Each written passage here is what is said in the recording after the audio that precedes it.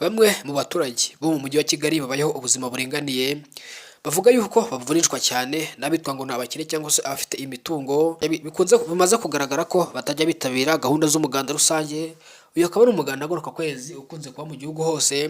Uyu munsi wa none bamwe muri abaturage baganira n'ibitangazamakuru bitandukanye, bagomeje bavuga yuko iki kibazo kibabangamiye cyane, kubera yuko abitwa ngo ni abakire badashobora kwitabira umuganda habe na gato, kandi bikaba binagaragara neza ko ubuyobozi bwagiye bubona ko ibibazo biba, hanyuma bukirengagiza ndetse bukavunira ibiti mu matwi.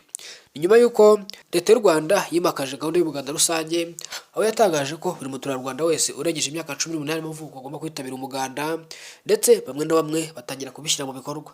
Gusa hari ikibazo kimaze iminsi kigaragara mu gihugu cy'abantu bifashije cyangwa se abo twakwita abakire, bimaze kugaragara neza ko batajya bitabira serivisi za leta n'ubundi zirimo n'umuganda, aho n'ubundi aba ari gahunda zifitiye inyungu rubanda nyamwinshi, aho kenshi na kenshi bamwe muri aba bayobozi cyangwa se bamwe muri abantu bakomeye bakunze kwitwaza ko bafite inshingano wenda zijyanye n'akazi kabo, hanyuma bikarangira birengagije ko gahunda za leta zigomba kubahirizwa uko zagenwe.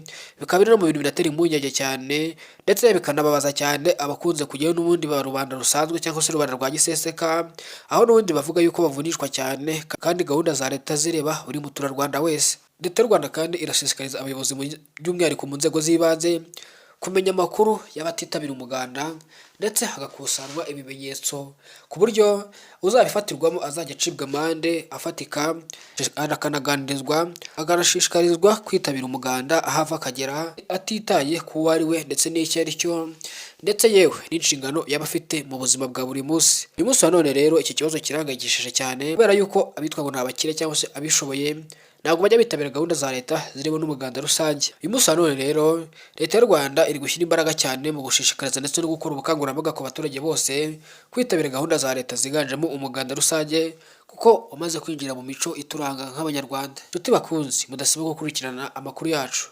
Uyu munsi wa none ntaho tuyasoreje. Njye nitwa Elise Taifa. Nimba uri mushyashya hano wisanze ni Taifa Rwanda. Icyo usabwa nubona bikwiriye uze gukanda subscribe kugira ngo tujye tubana umunsi ku wundi. Njye nitwa Elise Taifa, ndabashimiye cyane.